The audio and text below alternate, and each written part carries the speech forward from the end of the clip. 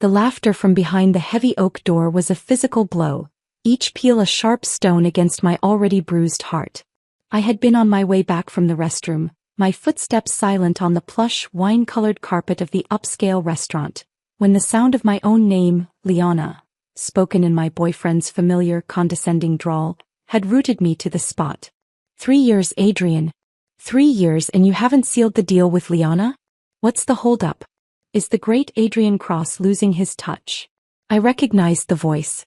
It was Jason, one of Adrian's sycophantic friends. My hand, which had been reaching for the door handle, fell back to my side, cold and numb.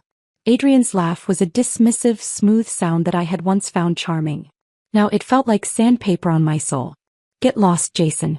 If you're so curious about my prowess, go ask Serena. I'm sure she'd be delighted to give you a detailed review. Serena. My half-sister. The word landed in the pit of my stomach like a shard of ice. A cold, sick feeling began to spread through my veins, confirming a suspicion I had been desperately trying to ignore for months. But seriously, Adrian continued, his tone shifting into a mocking lilt I knew all too well. Liana. She's just so unremarkable. It's like dating a shadow. Always in those shapeless beige cardigans, hair in a messy bun, those god-awful thick-framed glasses. Who could possibly get excited about that? Serena, on the other hand, now there's a woman who understands a man's needs. I don't even have to try. The room erupted in a chorus of agreeing laughter, a symphony of my humiliation. I leaned my forehead against the cool wood of the door, the vibrations of their merriment buzzing against my skin. This wasn't just a suspicion anymore. It was a public execution of my character. The man I had planned a future with, the man I had trusted, saw me as a joke, a plain and dull obligation, while he pursued the woman who had made my life a living hell since the day her mother had married my father. For years I had perfected the art of invisibility. After my mother's death, my father had wasted no time in moving his mistress, Celia, and her daughter, Serena, into our home. Overnight I became a ghost in my own house. Serena, a year older and infinitely more cunning, took a savage delight in stealing my things, my friends, my father's dwindling affection. I learned quickly that to fight back was to lose. So I retreated. I became quiet, studious, unfashionable. I hid my sharp edges and my simmering intelligence behind a facade of docile simplicity. It was my armor and it had worked. They all thought I was weak, easy to manage, easy to overlook. Even Adrian, from the prestigious and powerful Cross family, had been part of that narrative. Our engagement was a business arrangement, orchestrated by his grandmother, who had been a friend of my mother's and saw the injustice of my situation. She had specifically chosen me over the flashy Serena, a decision that had sent Celia and Serena into a rage that had never truly subsided. For Adrian, I was just a means to an end, a well-behaved accessory who would eventually bring him a portion of his grandmother's shares. But hearing his contempt, so casual and so public, shattered the last vestige of any affection I might have still harbored for him. The coldness in my stomach solidified into something hard and sharp, a resolve forged in the fires of betrayal. As I stood there, the image of a man's face surfaced in my mind, clear and unbidden. Cassian Cross. Adrian's uncle. A man who was a legend in this city, a figure of immense power and terrifying intensity. I had met him only once at a stifling family function. While Adrian and his friends had ignored me, Cassian's gaze, dark and unervingly perceptive, had lingered on me for a moment too long. It wasn't a look of pity or dismissal. It was one of assessment, as if he could see the real me hiding beneath the layers of beige wool. A slow, dangerous smile touched my lips. If plainness was my crime and my sister was the reward, then I would commit a transgression so spectacular it would eclipse all their petty schemes. Tit for tat. You sleep with the sister I despise. I will claim the uncle you fear. Decision crystallized into action. I turned away from the door and the laughter, walking back through the restaurant with a new purpose. I didn't retrieve my coat. I walked straight out into the cool night air, pulling my phone from my pocket. My fingers, which had been trembling moments before, were now steady as stone. I found the number I'd saved after that single meeting. It had been an impulse, an act of defiance against my own carefully managed life. Now it felt like destiny. The phone rang only once. Cassian Cross. His voice was exactly as I remembered. a low, calm baritone that carried an undeniable weight of authority. I took a breath. "Uncle," I said, the title feeling like a key turning in a lock. "It's Liana. Liana Vale. Are you free tonight?" There was the briefest of pauses. I could almost hear him processing the request, the anomaly of his nephew's quiet fiancé calling him after dark. "I have a commitment that concludes at 9, he replied, his tone giving nothing away. "My driver can be at your location at 9:30. "Thank you," I whispered and ended the call. I took a cab home, my mind racing. The house was empty as I'd hoped. My father and Celia were traveling and Serena was undoubtedly with Adrian. The silence was a blessing.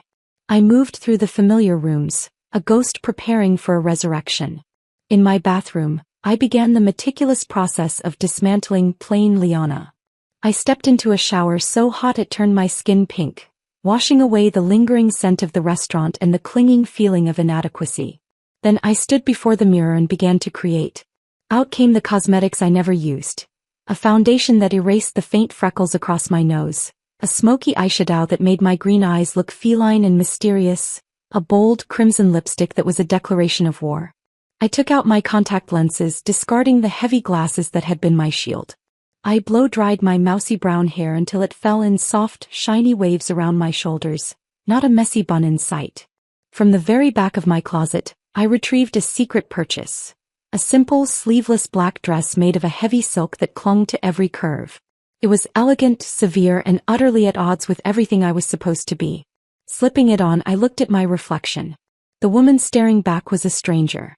She was beautiful, sharp, and radiating a cool, confident energy that made my heart pound with a mixture of fear and exhilaration. This was my weapon. This was my revenge. To complete the disguise for my exit, I wrapped myself in a bulky, shapeless coat and pulled a beanie low over my forehead. I looked once more like the Liana everyone expected to see. At 9:25 my phone buzzed. A text from an unknown number. "Ms. Vale, I am Robert, Mr. Cross's driver. I am outside." As I walked down the hallway, Serena's bedroom door opened. She emerged, smelling of expensive perfume and Adrian's cologne. Her eyes, sharp and malicious, scanned my disguised form. Well, little sister. Slinking off somewhere," she purred. "Just going out," I said, my voice neutral. A triumphant smile spread across her perfectly made-up face. "Adrian is taking me to the Cross estate tomorrow. To see his grandmother. He says it's time I was properly introduced to the family." The irony was so thick it was almost suffocating. He was taking his mistress to meet the family while his fiancé prepared to seduce his uncle. I simply nodded. "How nice for you." I didn't wait for a response. I walked out the door and into the waiting black sedan. Robert held the door open for me, his expression professionally blank. "Good evening, Ms. Vale. Mr. Cross will meet you at the penthouse." The penthouse. Of course. Cashin Cross didn't live in the sprawling family estate. He presided over the city from a glass and steel eyrie at the top of its tallest tower. The drive was a silent, surreal journey from one life to another. As we crossed the city, I took off the beanie and shook out my hair, watching my reflection in the dark window. I was crossing a Rubicon and there would be no going back. The elevator in Cashin's building opened directly into his penthouse. The space was vast, minimalist, and breathtaking. Floor-to-ceiling windows offered a panoramic view of the city lights twinkling like a bed of jewels. The air was cool and smelled of leather and clean, masculine scent. I let my coat fall onto a sleek, modern sofa and walked to the window, my heels sinking into the thick, silent carpet. My heart was a frantic drum against my ribs. What was I doing? This was insanity. Cashin Cross was a predator, a man who dealt in billions and broken competitors. I was a mouse walking into a panther's den. Then I heard the soft swoosh of the elevator doors opening behind me. I turned. He stood there, still in his suit, though he had loosened his tie. He was even more imposing up close, his height and broad shoulders seeming to fill the space. His dark eyes, those piercing, intelligent eyes, swept over me, from my newly styled hair to the black dress that left little to the imagination. There was no surprise in his gaze, only a slow, simmering intensity that made the air crackle. "Uncle," I said, my voice barely a whisper. A slight, almost imperceptible nod. "Liana." His voice was a low rumble. "Can I get you a drink?" No thank you, I said, my courage threatening to fail me. I had to do this now before I lost my nerve. I took a step forward, then another. I stopped mere inches from him, close enough to feel the heat radiating from his body, to smell the faint scent of his cologne, sandalwood and something darker, more primal. I'm not hungry for a drink, uncle, I said, my voice gaining a strength I didn't know I possessed. I reached out and placed my hand flat on his chest, feeling the solid, unyielding muscle beneath the fine fabric of his shirt. His eyes darkened instantly, the pupils dilating. He didn't move, but I felt a tremor run through him, a barely contained energy. I'm not plain at all, you know, I whispered, looking directly into his eyes. That was the trigger. His control so legendary shattered. His hand came up to cover mine, not to remove it but to press it harder against his chest. His other arm snaked around my waist, pulling me flush against him with a force that stole my breath. No, he murmured, his voice rough as he lowered his head. You are anything but plain. Then his mouth was on mine and the world exploded.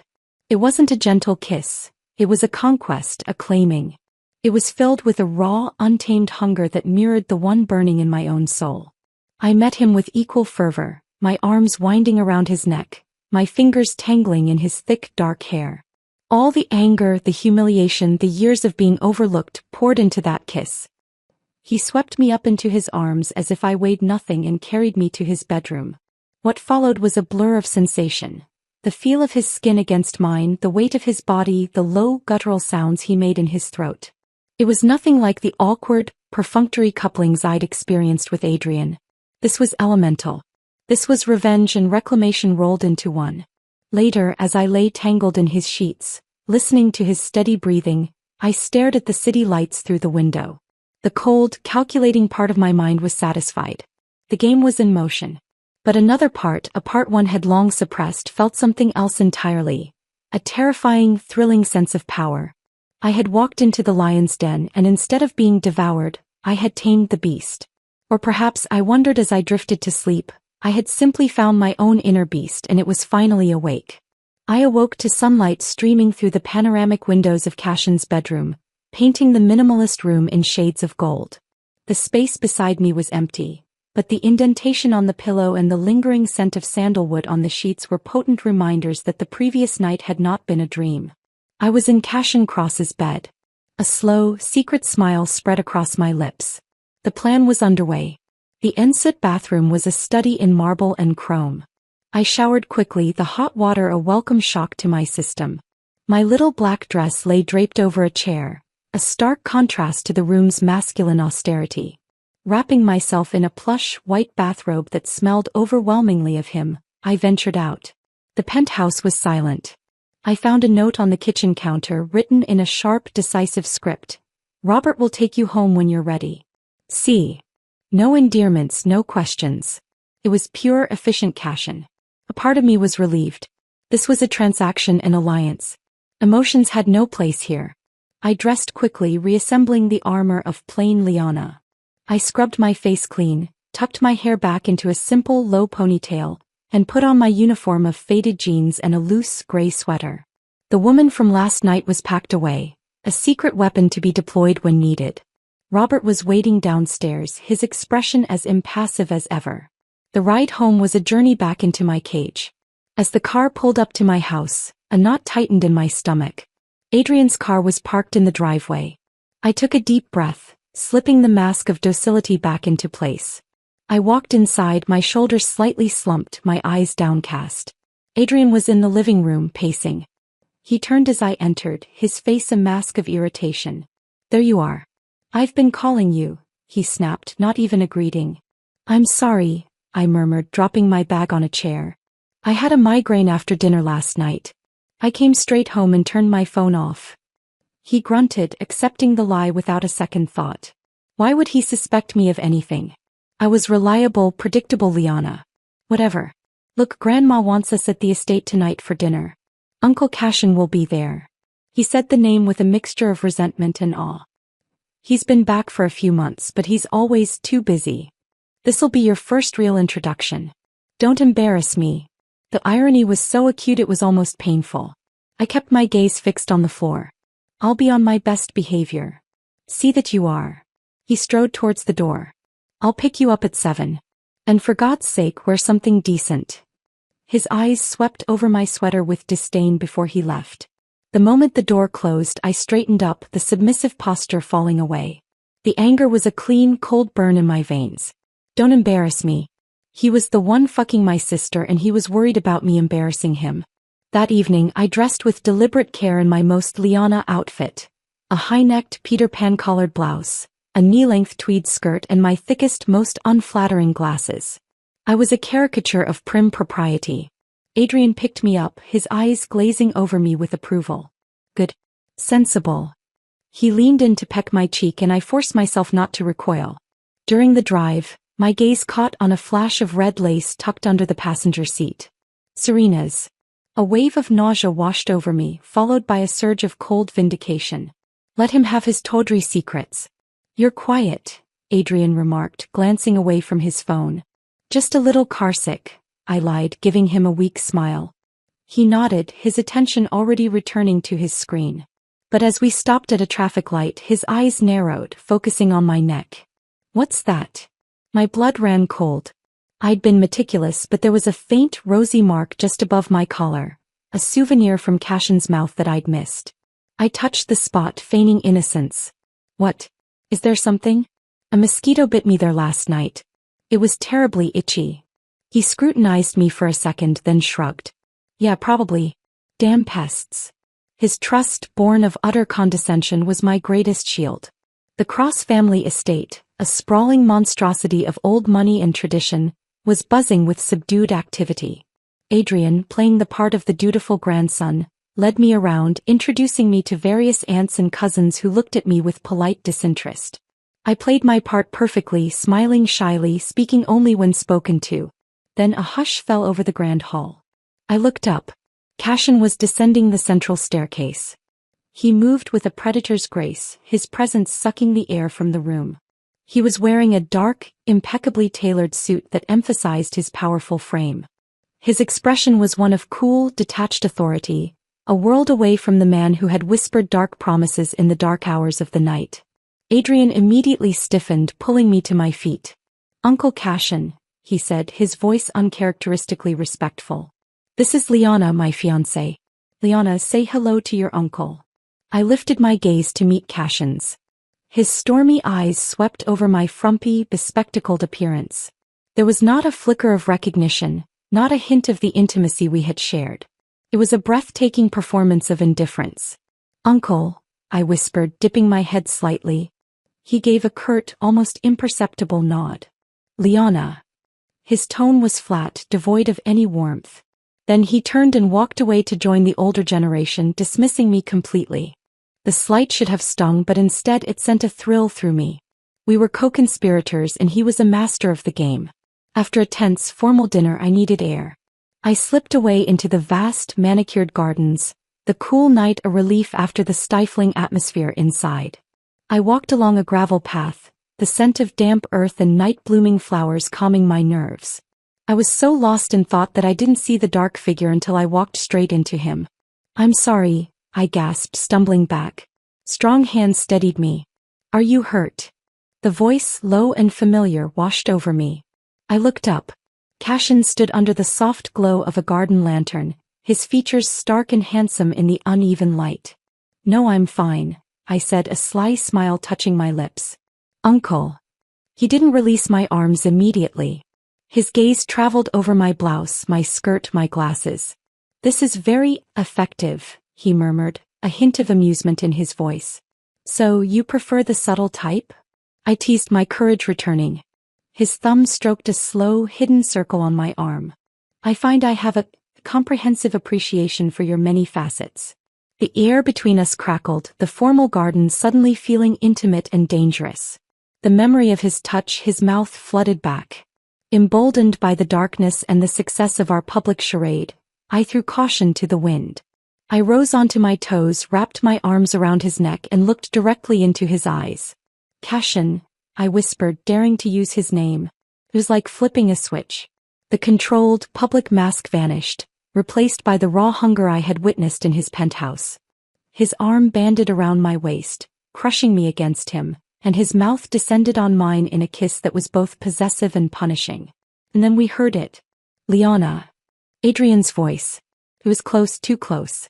Panic seized me. I tried to pull away, but Cashin held me fast, his kisses becoming more demanding. He walked me backward into the deep shadows of a stone archway covered in thick ivy. We were concealed just as Adrian's footsteps crunched on the gravel path a few feet away. My heart hammered against my ribs. Cashin's body was a solid wall against mine, his hand cupping the back of my head, his mouth silencing my whimpers. Adrian paused right outside our hiding spot. I could hear his irritated sigh. He was so close I could have reached out and touched him. Then, mercifully, the footsteps moved on, fading into the distance. We stayed locked together for a long moment in the dark. Slowly, Cashin pulled back, his breathing ragged. His thumb gently stroked my swollen lips. "When," he asked, his voice rough, "do you plan to end this farce with my nephew?" I took a shaky breath. "Not yet. The timing isn't right. But soon." He nodded. "Do you require my assistance?" I stood on my toes and kissed him, a quick, hard promise. "Yes. My father wants the Titan renewable energy contract. Don't give it to him." A genuine smile, dark and full of intent, curved his lips. "Consider it done." We slipped out of the garden separately. When I returned to the hall, Adrian was waiting, looking annoyed. "Where did you disappear to?" "I've been looking for you." I lowered my eyes, a picture of flustered innocence. "I'm sorry, the rich food didn't agree with me. I had to find the powder room." He bought it, of course. He always did. As he drove me home, already making excuses about having work to do, undoubtedly a rendezvous with Serena, I leaned my head against the window and smiled. The double life was exhausting, but it was intoxicating. I was no longer a passive player in my own story. I was the puppeteer, and I had just pulled the strings of the most powerful man in the room. The game was afoot and I was winning. The silence in the car on the way home from the Cross estate was a heavy blanket, woven with Adrian's hypocrisy and my own simmering satisfaction. His hand, which had doubtless been all over Serena hours before, patted my knee with a possessiveness that made my skin crawl. "You were good tonight, Liana. Quiet, unobtrusive. Just how Uncle Cashin likes things." I nodded, my gaze fixed on the passing streetlights, each one a fleeting beacon in the night. "I just want to be what you need me to be, Adrian." The lie was ash in my mouth, but it was a necessary poison. He preened, puffing out his chest slightly. "I know you do. Once we're married, things will be simpler. You won't have to worry about anything." Simpler for you, I thought, the cold knot in my stomach tightening. Simpler to control the shares, simpler to keep me in my place. The sheer, unvarnished arrogance of him was a constant, low-grade shock. He dropped me off with a perfunctory kiss on the forehead that felt like a brand. The moment his car vanished around the corner, I pulled an antiseptic wipe from my purse and scrubbed at the spot until my skin felt raw. The act was a small, symbolic cleansing. The house was a tomb. With my father and Celia still traveling and Serena undoubtedly waiting for Adrian at some discreet hotel, the emptiness was a sanctuary. I stood in the center of the living room, the silence echoing, and allowed the mask of plain Liana to dissolve. In its place settled the cool, calculating focus of the woman I was becoming. My phone buzzed, shattering the quiet. The screen flashed with my father's name. I let it ring out, moving with deliberate slowness to the kitchen to pour a glass of water. I would return the call on my terms. When I finally dialed him back, I made my voice small, laced with a carefully measured tremor. "Dad? I'm sorry, I was in the shower." "Liana." Finally. "Well, did you talk to him?" His voice was a taut wire of avarice and anxiety. The Titan project was his current obsession, the key to propping up his faltering company. "I did," I said, injecting a note of hesitancy. "I mentioned the Titan contract to Mr. Cross." "And what did he say? Did he agree?" The greed was so palpable I could almost smell it through the phone. I let a pause hang, allowing his anticipation to curdle into impatience. He didn't say no exactly. He said he would have to review all the proposals carefully. That he'd consider it. The explosion was instantaneous. Consider it? What kind of weak, useless answer is that? You were supposed to secure a commitment. God, Liana, I send you to do one simple thing. After everything I've done for you, you can't even leverage your position? You're utterly useless. I held the phone away from my ear, a cold, hard smile spreading across my face in the dark kitchen. Useless. It was his favorite refrain, the cornerstone of his perception of me. He had no idea that the useless daughter he was berating was the sole architect of Ethelgard Incorporated, the shadowy competitor that had been systematically dismantling his business for the past 2 years. The irony was a feast, and I savored every bitter mouthful. "I'm sorry, Dad," I whispered, layering a convincing sob into my voice. "I'll try harder next time." "You'd better," he snarled before the line went dead with a final, furious click. The silence that followed was sweeter than before. They were all so blind. Adrian with his condescending trust, Serena with her petty, short-sighted triumphs, my father with his blistering contempt. They saw only the facade. They never looked beyond the beige cardigans and the quiet demeanor to see the cold fire burning within. Ethelgard was my mother's final, desperate act of love. She had seen the writing on the wall, seen my father's incompetence and Celia's greed. Before her death, she had secretly transferred the core assets and intellectual property of her original company into a trust for me, leaving my father with a hollowed-out shell. For years, with the help of a handful of her most loyal former employees, I had been quietly rebuilding, siphoning resources, and positioning Ethelgard to strike. It was my phoenix, and its wings were finally strong enough to cast a shadow over my father's empire. The next morning, I slipped away to my real office, a sleek, modern space in a nondescript building downtown that my family knew nothing about. Here, surrounded by floor-to-ceiling whiteboards and the quiet hum of dedicated computers, I was not Liana Vale, the overlooked fiancé. I was the CEO. My small, fiercely loyal team greeted me not with pity but with respect. We spent the day refining our final proposal for the Titan project. It was brilliant, innovative, and ruthlessly efficient. We weren't just competing, we were poised to win. And Cashin knew it. Our alliance was not merely a passionate affair. It was a meeting of strategic minds. He had seen the intelligence in Ethelgard's proposals, recognized a kindred spirit in its anonymous leader long before he knew that leader was me. A few nights later, I was curled against Cashin's side on the deep leather sofa in his penthouse. The city glittered below us, a universe of possibilities. I was playing idly with his fingers, marveling at their strength when I broached the subject. "Cashin," I began, my voice soft against the steady beat of his heart. "The charity gala next week. The one where you'll announce the Titan partner." He murmured, his free hand holding a glass of whiskey, the ice cubes clinking softly. "Will you let me cause a scene?" I asked, looking up at him. He turned his head, his stormy eyes meeting mine. He wasn't wearing a tie, and the top buttons of his shirt were undone, revealing a hint of tanned skin. He took a slow sip of whiskey, his Adam's apple bobbing in a movement I found inexplicably captivating.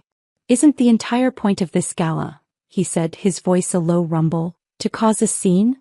My breath caught. He had known all along. This wasn't just his stage, it was ours. I sat up, a thrill of excitement coursing through me. I took the glass from his hand, smiled radiantly, and held it out to him. "Thank you." He accepted the gesture, but as I leaned in to peck his cheek, he set the glass aside with a definitive click. His arms snaked around my waist, pulling me back into the solid warmth of his body. "That's not nearly enough gratitude," he murmured, his voice dipping into a register that vibrated through me. Before I could reply, his lips were on mine, and the conversation was very effectively concluded. The day of the gala, I dressed with the precision of a general preparing for battle. My armor was a gown of deep emerald green, the color of money and envy. It was backless, cut to emphasize the slender line of my spine and the curve of my hips. It was audacious, a flagrant rejection of everything plain Liana represented. The stylist I'd hired, a woman who knew nothing of my double life, gasped as she fastened the clasp. "Miss Vale, you look formidable." I looked at my reflection. The woman staring back was a stranger I was finally ready to introduce to the world. Her eyes, expertly made up, held a cool, unflinching challenge. Her hair was swept up in an elegant chignon, revealing the graceful column of my neck. This was not a girl seeking revenge. This was a woman claiming her throne. I arrived at the opulent hotel ballroom alone. I wanted my entrance to be uncontested, my transformation to be a shockwave. As I stepped out of the car, the flash of cameras was a staccato burst of light. I ignored them, gliding down the red carpet with a confidence that felt as natural as breathing. Inside, the air was thick with perfume and the clink of crystal. It was a sea of glittering gowns and black ties. And then as I moved through the crowd, the sea began to part. A ripple of whispers preceded me, growing into a wave of astonished murmurs. Who is that? My God, is that Liana Vale? Adrian's mousy little fiancé? It can't be. She's stunning. I saw them before they saw me. Adrian, holding court with his usual crowd, a glass of champagne in his hand. And pressed against his side like a gaudy accessory was Serena, wearing a dress so tight it looked painted on. Then someone tapped Adrian's shoulder. He turned. The transformation on his face was a masterpiece of slow dawning shock. His jaw went slack. The champagne flute tilted in his hand, spilling golden liquid onto the pristine floor without him even noticing. His eyes, wide with utter disbelief, traveled the length of my body, burning with a mixture of awe, confusion, and a sudden rapacious hunger. It was a look he had never ever bestowed upon the Liana he thought he knew. He practically shoved his way through the throng, his movements jerky and uncoordinated. Liana? He breathed, his voice strangled as he reached me. His hand closed around my upper arm, tight and possessive. What is this? Why are you dressed like this? His gaze dropped to the neckline of my gown, then raked down my body with a blatant newfound lust that made me want to shudder. You're beautiful, he stammered, becoming incoherent. You're full of secrets, aren't you? The whispers around us intensified. I saw a flicker of panic in his eyes, followed by a surge of arrogant possessiveness. He pulled me closer, his arm a vice around my waist. Listen to me, he hissed in my ear. This is for me. You understand? You don't dress like this for anyone else. I didn't bother to reply. My gaze shifted over his shoulder and locked with Serena's. Her face was a grotesque mask of pure, undiluted fury. The triumphant smirk she had worn all night had melted into a rictus of jealous rage. I gave her a slow, deliberate smile, a silent promise of the devastation to come. I gently but firmly extracted myself from Adrian's grasp. If you'll excuse me, I said, my voice cool and clear. I need to freshen up. He tried to follow. I'll come with you. I placed a hand on his chest, my smile now a sharp, dangerous thing meant only for him. That won't be necessary. Wait here. The night is still young and I have a surprise for you later. As I walked away, I saw Serena descend upon him, her expression frantic. I didn't look back. I moved through the crowd, an emerald-clad specter, but instead of turning towards the restrooms, I took a secluded corridor that led to a private elevator. I pressed the button for the penthouse suite. The doors opened directly into a lavish sitting room. Cashin was standing by the window, a broad-shouldered silhouette against the glittering cityscape. He turned as I entered. He was in a black tuxedo that fit him like a second skin, making him look both lethal and elegant. His gaze swept over me, from the emerald gown to the defiant set of my shoulders. A heat ignited in the depths of his gray eyes, a silent, smoldering approval that was more potent than any of Adrian's stammering words. Are you ready? He asked, his voice low. I nodded, my heart hammering a steady, determined rhythm against my ribs. I'm ready. He crossed the room and offered me his arm. It was a gesture of partnership, of equality. Together we walked out of the suite and onto the second-floor balcony that overlooked the grand ballroom. Below, the glittering crowd was still buzzing, oblivious to the earthquake that was about to hit. David, Cashin's unflappable assistant, was already on the podium, tapping the microphone. The room quieted. Ladies and gentlemen, David began, his voice calm and carrying. On behalf of Mr. Cashin Cross, I thank you for your generous support tonight. The Cross Foundation is deeply grateful. He paused, allowing a moment of polite applause. Many of you are also here awaiting the decision on the Titan Renewable Energy Project. After a thorough and rigorous review process, I felt Cashin's arm tighten slightly under my hand. This was it. David smiled. I am pleased to announce that the Cross Corporation has officially selected its partner. My father, standing near the stage with Celia, puffed out his chest, a smug, expectant smile on his face. Adrian straightened his tie, ready to bask in reflected glory. The project will be undertaken in partnership with Ethelgard Incorporated. A beat of stunned silence. Ethelgard? The name was a mystery, a whisper on the wind. David continued unfazed. Please join me in welcoming Mr. Cassian Cross, and the CEO of Ethelgard Incorporated, Ms. Liana Vale. The silence shattered into a cacophony of gasps and disbelieving exclamations. Liana Vale. All heads swiveled, searching for me. Holding my head high, my hand resting lightly on Cassian's arm, I began to descend the grand staircase. A spotlight found us, illuminating our every step. The murmurs grew into a roar. I kept my eyes forward, my expression serene, but inside, a wild, fierce triumph was blooming. I watched the faces below contort in real time. My father's face was the first to collapse. The smug anticipation melted into sheer, uncomprehending horror. His jaw hung slack, his skin turning a mottled, furious purple. Celia clutched his arm, her face a mask of stunned avarice quickly curdling into rage. But Adrian's reaction was the most satisfying. His initial confusion gave way to dawning, humiliated betrayal.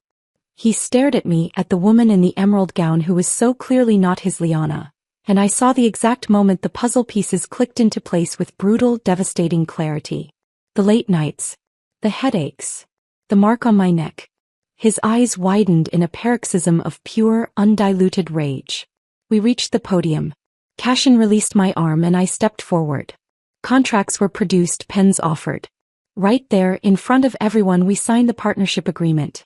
The flashbulbs were a continuous, blinding strobe. David started the applause, which was taken up by the crowd, a hesitant, then roaring wave of sound. They were applauding the victors. Then David handed me the microphone. The room fell silent once more, hungry for the next act. Thank you, I said, my voice clear and steady, carrying to the farthest corners of the ballroom. While everyone is here and with Mr. Cross's blessing, I would like to make 2 announcements. I turned my gaze directly to my father. His eyes were bulging, his fists clenched at his sides. First, I said, my voice cutting through the air like a scalpel. As of today, I am severing all ties with the Vale family and its holdings. I will be reclaiming my mother's legacy in full. Henceforth, I will be known as Liana Soren, my mother's maiden name. The uproar was instantaneous. Richard Vale looked like he was about to spontaneously combust. I gave him a cold, pitiless smile. If Richard Vale has any questions, I continued, overriding the noise, he can direct them to the legal department at Ethelgard. I paused, letting the first bombshell detonate fully. Then I turned my gaze to Adrian. He was pale, a muscle twitching in his jaw. Second, I said, and the room hung on my every word. Regarding my engagement to Adrian Cross. Hearing this, a bizarre, hopeful smile flickered across Adrian's face. He actually thought this was the surprise, a public announcement of our wedding. I am deeply grateful for his grandmother's kindness to me, I said, my tone laced with a sweetness that was more venomous than any shout. However, it has become clear that Adrian's affections have long been engaged elsewhere. Specifically with my former half-sister, Serena. They have been involved in an intimate relationship for the past 6 months. The gasps this time were scandalized, deliciously so. Adrian's face went from pale to a deep, mortified crimson. Serena looked like she wanted the floor to swallow her whole. Therefore, I concluded, my voice turning to ice, my engagement to Adrian Cross is null and void, effective immediately. I didn't wait for the chaos to erupt. I turned and handed the microphone to Cassian. I would like to thank Mr. Cross for his witness. Cassian took the microphone. His presence alone commanded a hushed silence. His eyes, cold and authoritative, swept over the crowd. Liana Soren, he said, emphasizing my new name, is a visionary leader and a valued partner to the Cross Corporation. I support her decisions without reservation. The message was unequivocal. He had my back. The full weight of the Cross Empire now stood between me and any retaliation. We left the gala early, the sound of erupting scandal a symphony at our backs. In the quiet of the town car, the adrenaline began to fade, leaving a strange, hollow exhaustion. I leaned my head against the window, the city lights blurring into streaks of gold. My phone buzzed incessantly in my clutch. Calls from my father, from Adrian, from unknown numbers. I turned it off. I had done it. I had taken back my mother's company, publicly humiliated my betrayers, and shattered the gilded cage. I had won. But the victory felt heavy. The years of pretending, of swallowing my pride, of hiding my intelligence and my grief, suddenly rose up like a tide. My mother, the reason for all of this, was gone. He would never see this. A single hot tear escaped and traced a path down my cheek. Then another. I felt Cashin's gaze on me. He didn't speak. He didn't ask what was wrong or tell me not to cry. He simply reached out, gently tilted my face towards him, and saw the tears glistening there. Without a word, he pulled me into his arms, tucking my head against his chest. His embrace was strong, silent, an unshakable fortress. And that simple, wordless act of understanding undid me completely. The quiet tears turned into great, heaving sobs. I cried for my mother. I cried for the lonely, frightened girl I had been. I cried for the sheer, exhausting effort of the long con. I clung to Cashin, my tears soaking the pristine white of his dress shirt, my body shaking with the force of a lifetime of suppressed emotion. He just held me, his hand making slow, calming circles on my back, letting me break apart and begin for the first time to truly mend. I awoke to the soft gray light of dawn filtering through the floor-to-ceiling windows of Cashin's penthouse. The space beside me was empty, but the lingering warmth and the scent of sandalwood on the pillow confirmed that the previous night had not been a dream. The gala, the confrontation, the tears, it had all been real. I was Liana Soren, CEO of Ethelgard, and I was lying in Cashin Cross's bed. A profound sense of peace settled over me, so unfamiliar it felt alien. The frantic energy, the constant vigilance of my double life was gone. In its place was a quiet, steady certainty. The maid, a gentle woman named Clara, brought in a breakfast tray. "Mr. Cross said you had a very late night and should rest today," she said with a warm, knowing smile that made my cheeks flush. The memory of my emotional breakdown, followed by a different, more tender kind of intensity with Cashin, was still vivid. After breakfast, dressed in a simple, elegant pantsuit that was a world away from my old Liana Vale wardrobe, I felt a restless energy. I needed to go to my office to ground myself in my victory, to step into my new skin fully. I called for a car from the Ethelgard fleet, a small but tangible symbol of my independence. I had just stepped out of the building's grand lobby, breathing in the crisp morning air, when a hand shot out from beside the entrance and grabbed my arm, yanking me roughly into the shadow of a marble column. "Liana." It was Adrian. He looked like hell. He was still wearing the rumpled tuxedo shirt from the gala, his eyes bloodshot and wild, his face pale and haggard with a mixture of rage and sleeplessness. I tried to wrench my arm free, but his grip was like iron. "Let go of me, Adrian." "No," he snarled, his voice cracking with desperation. "We are not done. You can't do this. You have to listen to me. Serena means nothing. It was a mistake." His denial was pathetic, a child's tantrum. I stared at him, my expression cold and impassive. "Adrian, I've known for 6 months. I have text messages, photos, hotel receipts. Would you like me to refresh your memory?" He flinched as if struck, but his desperation only intensified. "She came on to me. I was weak. But I don't love her. It's you, Liana. It's always been you." His eyes pleaded, but there was a frantic, unstable fury burning behind them. "And even if I did screw around, so what? That's what men do. But you're my fiancé. You belong to me. You can only be with me." The sheer, unvarnished hypocrisy took my breath away. I gave a short, sharp laugh that held no humor. "The engagement is over. It was over the moment you started fucking my sister. Is it because of him?" Adrian's voice rose to a shout. Spittle flew from his lips. "Is it because of that bastard you're spreading your legs for? Who is he, Liana? Who is the piece of shit who dared to touch what's mine? I'll kill him. I swear to God I'll fucking kill him." In his fury he shook me violently. The silk scarf I'd tied around my neck to cover the lingering evidence of Cashin's passion came loose, fluttering to the pavement. The vivid, purple marks stood out in stark contrast against my skin in the morning light. Adrian's eyes locked onto them. His rage seemed to short-circuit, replaced by a kind of horrified, primal disbelief. His grip on my shoulders tightened to the point of pain. "What the fuck is that?" he whispered, his voice trembling with a new, more terrifying kind of fury.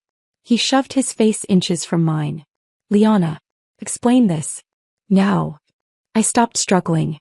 I stood perfectly still, my gaze meeting his squarely, unflinchingly. It's exactly what it looks like, Adrian. The words were a match dropped into a gas tank. A guttural, inhuman roar erupted from him. He shoved me away with such force that I stumbled backward, my shoulder hitting the cold marble wall with a jarring thud. The veins in his temples bulged. He pointed a trembling finger at me, his whole body shaking with incoherent rage. You cheating whore, he screamed, the vulgarity echoing in the quiet, upscale street. You dare cuckold me? Tell me who it is. Who did you fuck? I straightened my jacket, my composure a stark, icy contrast to his hysterics. When you were fucking Serena, did the concept of cuckolding ever cross your mind?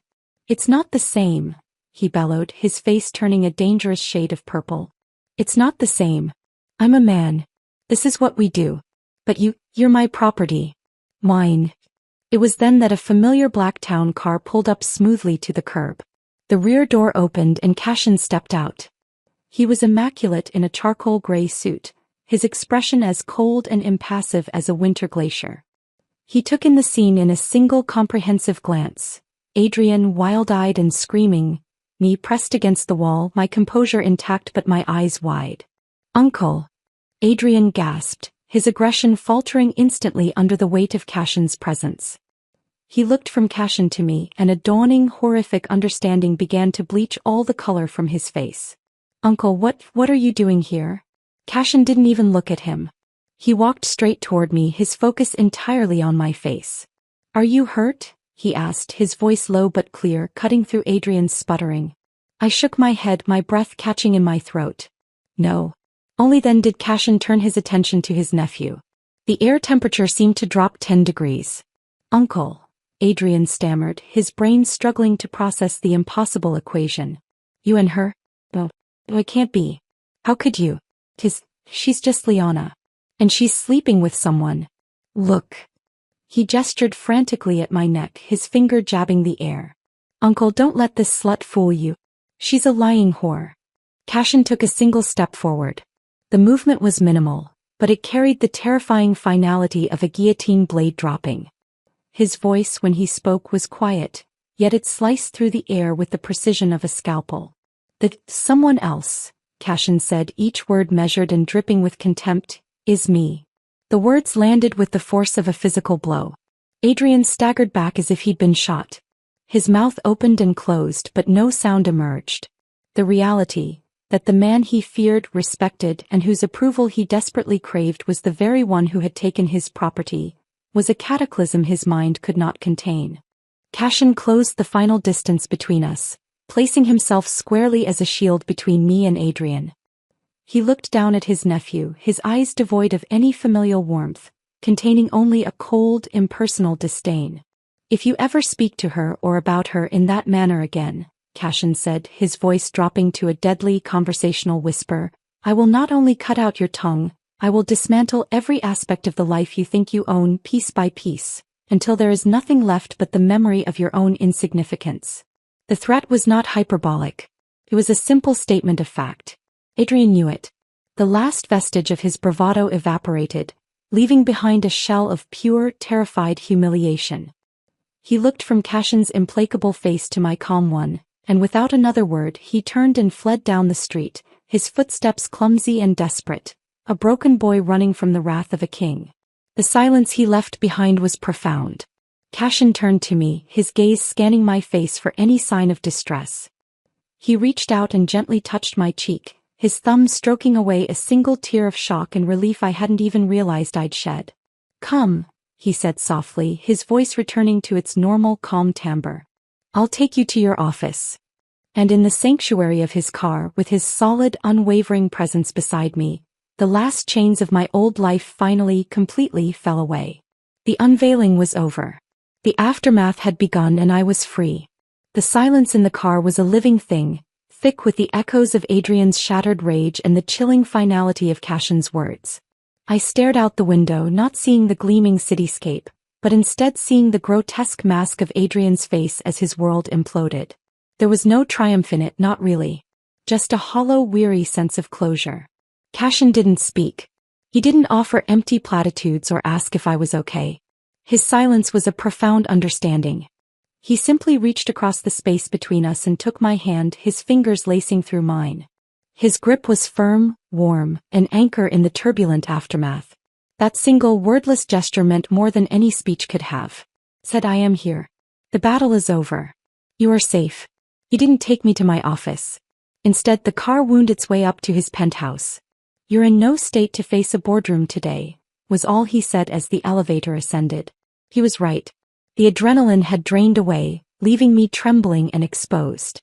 The penthouse, usually a symbol of our shared power and clandestine meetings, felt different now. It felt like a sanctuary. Clara, the maid, had laid out a pot of tea and a simple breakfast of fresh fruit and pastries. The normalcy of it was jarring yet comforting. "Eat," Cashin commanded gently, pouring a cup of tea for me. He didn't hover. He sat opposite me, scrolling through messages on his phone, giving me space to breathe, to process. And process I did. Sitting there, the warm porcelain cup in my hands, I allowed the events of the past 24 hours to wash over me. The gala. The spotlight. The signed contract. The public severing of ties. The confrontation with Adrian. Each moment was a brick I had laid in the foundation of my new life. The structure was now complete and the silence was deafening. My phone, which I had turned back on, began to buzz incessantly. The screen lit up with a torrent of notifications. Voicemails from my father, text messages from unknown numbers, emails with subject lines ranging from urgent to "you traitorous bitch." I stared at the device as if it were a venomous snake. Cashin looked up from his phone. "You don't have to answer any of that." "I know," I said, my voice quiet but steady. "But I can't hide from it forever." I picked up the phone not to answer the calls, but to compose a single blanket email to my small team at Ethelgard. "I am safe and well. Please handle all incoming inquiries through official channels. I will be in tomorrow. Liana Soren, CO." Sending it felt like shedding a final heavy skin. I was no longer acting a part. I was simply being who I was. The rest of the day passed in a strange liminal space. Cashin worked from home, his presence a quiet, steadying force. I wandered the penthouse, my body thrumming with a restless energy that had no outlet. I ended up in his library, a room filled with floor-to-ceiling bookshelves and the scent of old leather. My fingers trailed over the spines. History, economics, philosophy. It was a reflection of his mind, deep, ordered, and powerful. He found me there hours later, curled in a large armchair, having devoured a treatise on corporate strategy that I found both intimidating and exhilarating. "Hungry?" he asked from the doorway. I looked up, realizing the sun had set. "Starving." He didn't order in. To my astonishment, he cooked. It was a simple pasta dish, but watching this titan of industry, a man who commanded billions, move with such focused efficiency in a kitchen was strangely intimate. It was another side of him, a human side I had never allowed myself to imagine. Over dinner we finally talked. Not about the fallout, not about business, but about that day in the high school auditorium. "I still can't believe you remember me," I admitted, twirling pasta onto my fork. I was so focused on getting out of there. I thought the whole ceremony was a waste of time. A faint smile touched his lips. "I spoke at dozens of schools. I never remembered a single student. Until you." His gaze was direct, unervingly honest. "You had a fire in your eyes, Liana. Even then. It was banked, hidden behind those glasses and that serious expression, but it was there. You looked like you were already planning your escape from a prison no one else could see." His perception stole my breath. He had seen it. Even then he had seen the real me. "And when I came to you that night," I prompted, my voice soft. "I knew it was a complication of the highest order," he said, his smile fading into seriousness. "My nephew's fiancé. It was a line no sane man would cross. But I also knew that the fire I'd seen had finally found its oxygen. And I have never been able to resist a well-controlled burn." The conversation shifted the dynamic between us. The alliance forged in revenge was being tempered into something stronger, something built on mutual recognition and a deep, abiding respect. The attraction was still there, a constant electric current, but it was now layered with something more profound. The next day I went to my office. The air was different. My team greeted me not just as their boss but as a victor. There was a new energy in the space, a collective pride. We were no longer a secret. We were a force to be reckoned with. The fallout, as expected, began to hit the news. The business sections were filled with analyses of the Ethelgard coup and the dramatic fall of the Vale family. The society pages were ablaze with the scandal of the broken engagement and the revealed affair. I refused to read any of it. My legal team handled the cease and desist letters to my father, who was, according to my sources, frantically trying to stave off bankruptcy as his investors fled. A week after the gala, a courier delivered a small, heavy package to my office. Inside, nestled on black velvet, was a key and a note in a familiar, elegant script. Thornwood Manor. Here's if you want it. See. Thornwood was a secluded, modern estate on the outskirts of the city, a property I knew Cashin valued for its privacy.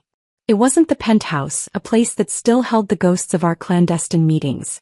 This was something else. A home. The future. That weekend he drove me there. The house was stunning, all glass and steel, nestled amongst ancient trees.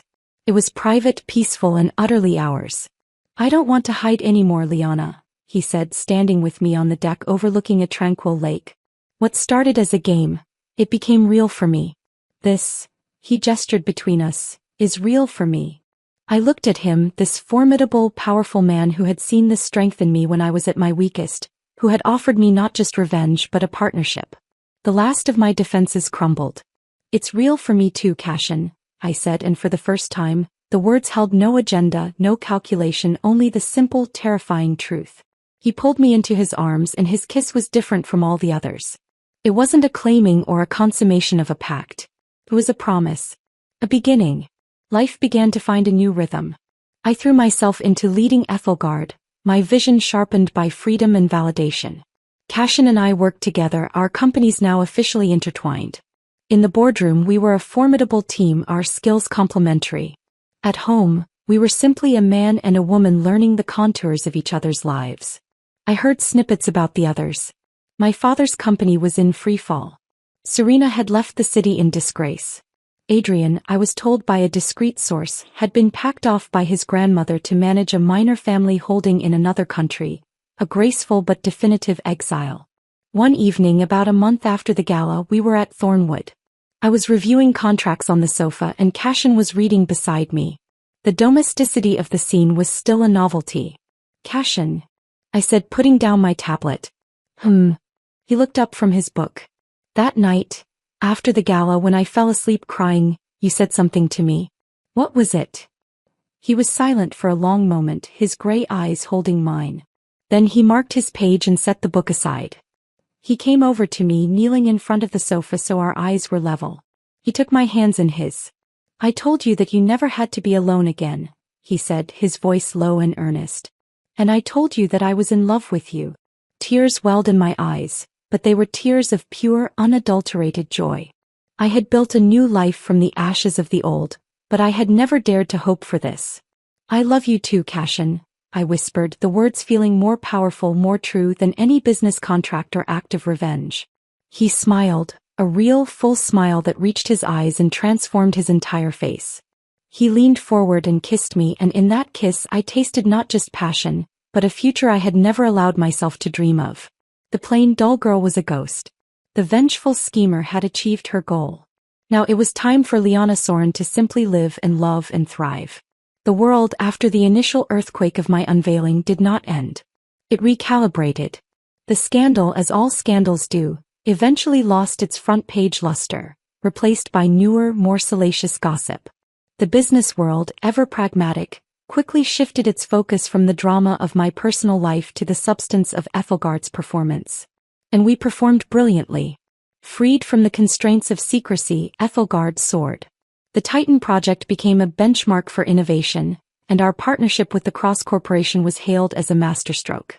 I was no longer Adrian Cross's mousy fiancé, or even the woman who dumped him for his uncle.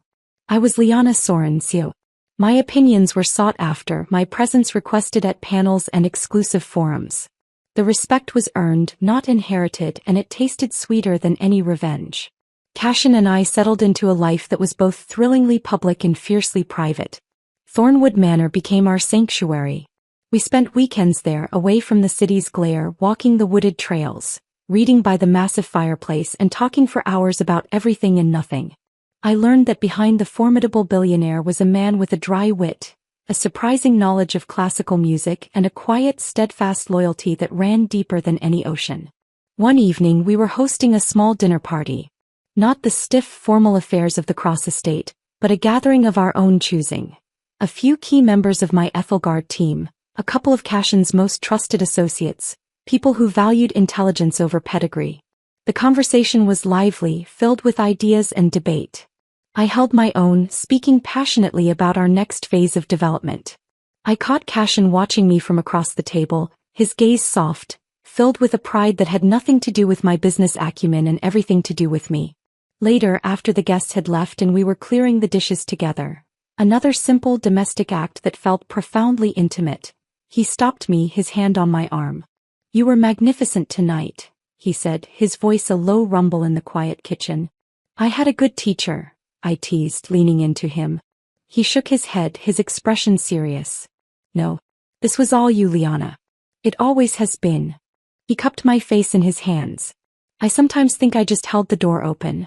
You were the one with the courage to walk through it." His words settled deep inside me, healing a wound I hadn't even known was still bleeding. He saw me. Not the victim, not the avenger, but the woman I had fought so hard to become. The ghosts of the past, however, were not entirely laid to rest. A month later I received a letter. It was from my father. The handwriting, usually so bold and commanding, was shaky, spidery. He didn't ask for money or for a reversal of my actions. He simply wrote a few sparse lines that he was selling the house, my childhood home, the house my mother had loved, and moving into a smaller apartment. He said he was unwell. The letter was a masterpiece of passive-aggressive guilt, but it stirred something in me nonetheless. Not forgiveness, but a final, sad sense of pity. He was a man who had gambled everything on his own greed and had lost. I showed the letter to Cashin. He read it in silence, then folded it and handed it back to me. "What do you want to do?" "Nothing," I said, my voice firm. "There's nothing left to do." And I meant it. The need to punish him had evaporated. His own actions had been his punishment. I felt a chapter closing, not with a bang but with a quiet, final sigh. The only loose thread was Adrian. I learned through the corporate grapevine that he was struggling in his new role overseas. The word was that he was bitter, drinking too much, a boy trying to fill a man's shoes and failing miserably. I felt a distant pang, not of regret, but of a strange sadness for the path he had chosen. His possessiveness and arrogance had blinded him to everything, including a chance at a genuine partnership he'd never valued. One afternoon I was working late at the Ethelgard office when my assistant buzzed me. "Miss Soren, there's a Mrs. Eleanor Cross here to see you." My heart skipped a beat. Adrian's grandmother. The matriarch. The one who had chosen me, who had seen the value in me when her own grandson had not. I had not spoken to her since the gala. "Send her in," I said, smoothing down my suit jacket. Eleanor Cross swept into my office with the same regal grace I remembered. She was in her 70s, but her eyes were sharp and missed nothing. She didn't look angry or disapproving. Looked curious.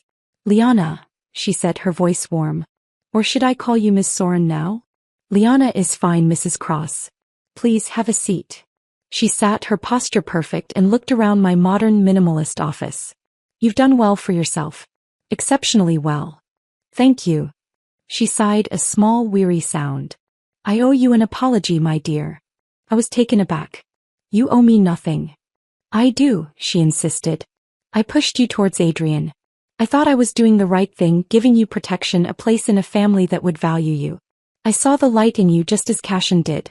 But I was wrong to try and cage that light within the confines of my foolish grandson's world. I am sorry for the pain that decision caused you." Her apology was so unexpected, so gracious that it brought tears to my eyes. "You gave me a chance when no one else would," I said softly. "For that I will always be grateful." She smiled, a genuine, kind smile. "Well, it seems you didn't need our family name after all. You built your own." She stood up to leave. "Cashin is a lucky man. And for what it's worth, I am delighted.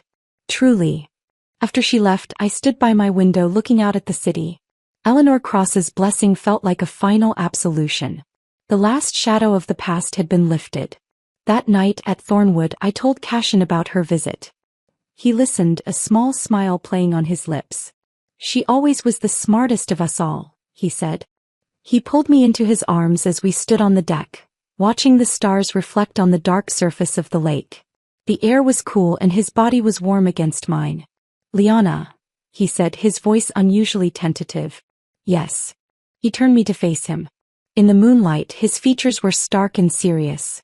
This life we're building, it's everything I never knew I wanted. You are everything. My breath caught in my throat. Cashin.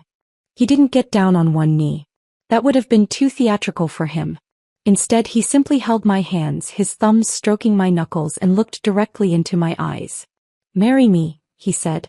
It wasn't a question. It was a statement, a heartfelt plea wrapped in his signature certainty. Not for revenge, not for strategy. Marry me because this is real. Because I cannot imagine my future without you in it. Tears streamed down my face, but they were tears of pure, unshadowed happiness. The journey that had begun with the act of retaliation had led me here, to this moment, to this man. Yes, I whispered, my voice thick with emotion. Yes, Cashin. 1,000 times yes. He kissed me then, a kiss that held the memory of our tumultuous beginning and the bright, boundless promise of our future. The foundations of our life together, built on the rubble of our pasts, were now set. And they were strong enough to last forever. The engagement ring Cashin gave me was not a gaudy diamond designed for show. It was an emerald, the same deep, vibrant green as the dress I'd worn the night I reclaimed my life, set in a simple, elegant band of platinum. It was a piece of art, understated yet unmistakably valuable, much like our relationship. I wore it not as a trophy but as a quiet promise. We decided to keep the news private for a while, a secret joy to be savored away from the public eye. Life at Thornwood became a haven of shared contentment. We fell into a comfortable rhythm. Mornings were for work, often spent in companionable silence in his study, each at our own desk. Evenings were for us, long walks, shared meals, conversations that stretched late into the night. It was during one of these quiet evenings that a question, which had been niggling at the back of my mind, finally surfaced. We were by the fireplace. I was curled against Cashin's side, his arm around me, my head on his chest. Cashin, I said, my voice soft against the steady thrum of his heartbeat. His fingers were tracing lazy patterns on my arm. That first night, after I called you, did you ever hesitate? Even for a second? Knowing I was Adrian's fiancé? He was silent for a moment, his hand stilling. I felt him take a deep breath. Hesitate, he repeated, his voice low. No. Not in the way you mean. I calculated the risks, of course. The potential for damage was significant. But the moment I saw you standing in my penthouse, that fire in your eyes finally unleashed, any thought of hesitation vanished. He paused, choosing his words carefully. It felt less like a choice and more like an inevitability. His answer warmed me from the inside out. It confirmed what I had felt, that our connection was something that transcended the messy circumstances of its beginning. A few weeks later, however, the outside world intruded upon our peace in a way I hadn't anticipated. I was in the city for a meeting when my assistant, Sarah, looking nervous, approached me. Miss Soren, there's a man here to see you. He's insistent. He says his name is Richard Vale. My father. I hadn't seen or spoken to him since before the gala. My first instinct was to have him removed. But a colder, curious part of me wanted to see what he had to say. The man who had called me useless was now seeking an audience with the CEO of Ethelgard. Send him in, I said, my voice cool. He looked older, shrunken. His expensive suit hung loosely on his frame, and there was a tremor in his hands that hadn't been there before. The bluster was gone, replaced by a pathetic, wheedling desperation. Liana, he began, his voice unsteady. Mr. Vale, I replied, not offering him a seat. To what do I owe this surprise? He flinched at the formal address. Liana, please. I'm your father. Are you? I asked, my tone icy. The man who berated me for being useless? The man who allowed his wife and her daughter to make my life a misery? The man who tried to steal my mother's legacy? That father. His shoulders slumped. I made mistakes. Terrible mistakes. But I'm sick, Liana. The doctors, it's not good. And the company, it's gone. Everything is gone. He looked at me, his eyes pleading. I have nothing left. I felt nothing. No pity, no schadenfreude. just a vast empty space where my affection for him had once been. That is unfortunate, Mr. Vale. But it is a situation of your own making. I know, he said, his voice rising with a frantic energy. But you're successful now. Powerful. A word from you, an investment, you could save it. It's still your family name. My name is Soren, I said, my voice flat and final. I have no interest in saving the hollow shell you created. My mother's legacy is safe with me. That is all that matters. He stared at me and I saw the final flicker of hope die in his eyes. He had come expecting to manipulate the dutiful daughter, but she no longer existed. He was facing a CEO, a strategist, a woman whose heart he had forfeited the right to long ago. Without another word, he turned and shuffled out of my office, a broken man. I felt no victory, only a profound sense of waste. I had won my freedom, but at the cost of ever having a father. I told Cashin about the encounter that evening. He listened in silence, then pulled me into a tight embrace. You were merciful, he said into my hair. Merciful in your finality. Giving him false hope would have been crueler. His understanding was my anchor. He never tried to tell me how to feel, only offered his unwavering support. The other whisper from the past came in the form of a gossip magazine left in a waiting room. A grainy photo showed a haggard-looking Adrian in a foreign city, stumbling out of a bar. The caption speculated on his downfall and his broken heart. I felt a distant pang, not for him but for the path not taken. He could have had a loyal partner, a quiet life. But his arrogance and entitlement had blinded him to any value I had beyond being a possession. I tossed the magazine aside. His story was no longer mine. My story was here, in the solid warmth of Cashin's embrace, in the challenging work of building Ethelgard, in the quiet peace of Thornwood. One afternoon we were going through some old boxes Cashin had stored at the manor. He was notoriously unsentimental, but even he had accumulated decades of memories. We found a box of photographs from his youth. There were pictures of him at university, looking intense and serious, and a few with a younger, softer version of Eleanor Cross. And then, at the very bottom I found it. A single, slightly faded photograph. It was from that long-ago speech at my high school.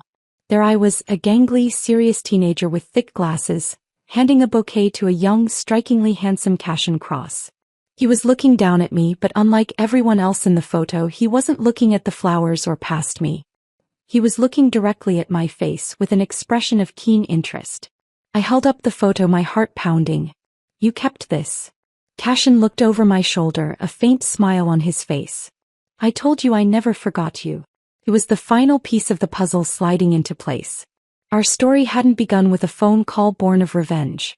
It had begun years earlier, with a moment of recognition across a crowded auditorium. The path had been twisted and dark, but it had led us here to this moment, surrounded by the evidence of a shared past we were only just beginning to understand.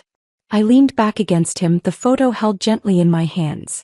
The whispers of the past had finally fallen silent, their power gone, replaced by the clear, strong narrative of our present.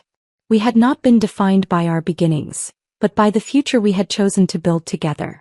The decision to marry was ours alone, but the wedding we knew would be a public spectacle. We decided to embrace it, but on our terms. There would be no cathedral, no 1,000 guests, no performance for society. We chose Thornwood Manor.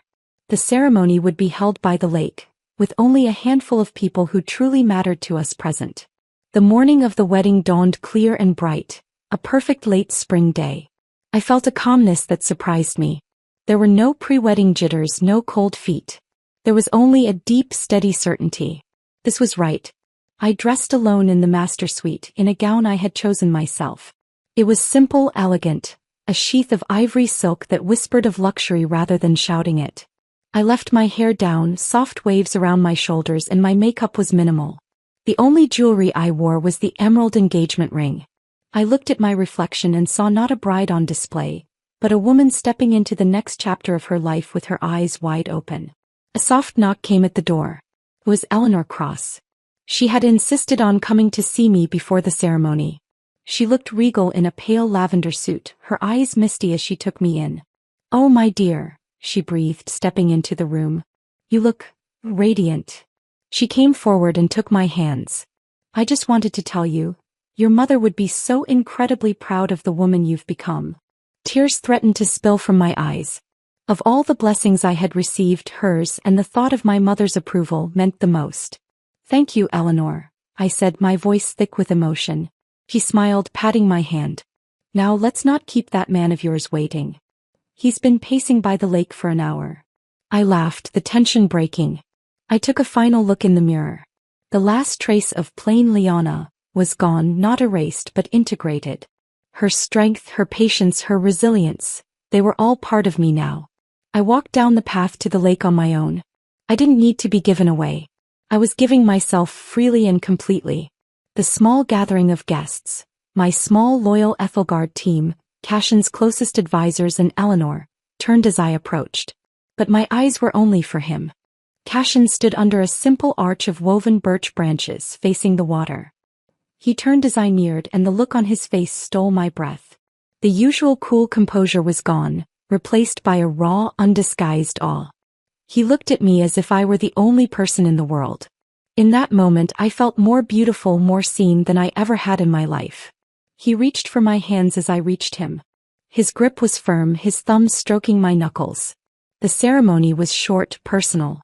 We had written our own vows. When it was my turn, I looked into his storm-gray eyes, now soft with emotion.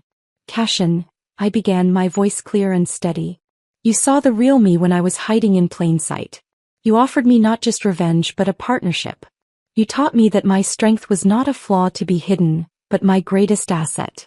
I promised to stand by your side as your equal, to challenge you, to support you, and to love you with honesty and passion that reflects the truth of who we are together. His eyes glistened. He took a deep breath before speaking his vows. Liana, he said, his voice low and heartfelt, carrying easily in the quiet air. You walked into my life like a force of nature and rearranged everything I thought I knew. You are the most courageous, intelligent, and captivating person I have ever known. I promise to respect you, to cherish you, to be your sanctuary, and to love you with a fidelity and depth that will last for the rest of my days. We exchanged rings, a simple platinum band for him, and when the officiant pronounced us husband and wife, Cashin's kiss was not one of passion, but of profound commitment. It was a seal on our promises, a beginning. The reception was a joyful, relaxed affair under a canopy of fairy lights. There was laughter, excellent food, and heartfelt toasts. For the first time in my life, I was surrounded entirely by people who valued me for myself. I was not a daughter, a sister, or a fiancé playing a part. I was Liana Sorncross, and I was home. As the stars came out, Cashin and I stole away from the party, walking down to the dock that stretched out over the dark, still lake. The sounds of laughter and music faded behind us. He stood behind me, his arms wrapped around my waist, his chin resting on my shoulder. We were silent for a long time, watching the reflection of the moon on the water. It's quiet, I murmured. It's peace, he corrected softly. I leaned back against him, feeling the solid, steady beat of his heart against my back. The journey that had begun with a shattering betrayal had led me here, to this moment of perfect contentment. I was no longer the architect of a revenge plot or the CEO of a rising company. I was simply a woman, loved by a man she adored, standing on the shore of a future that was finally, completely her own. The plain, dull girl was a story from another life. The vengeful schemer had achieved her goal and found something far more valuable. The future belonged to Liana Sorncross, and it was brighter than anything she could have ever imagined. Turning in his arms, I looked up at my husband. I love you, Cashin. He smiled, that rare, full smile that was mine alone. And I you, Liana. Forever. And under the vast, starry sky, I knew with absolute certainty that it was the truth. Our story, forged in fire and tempered by truth, was just beginning. The end.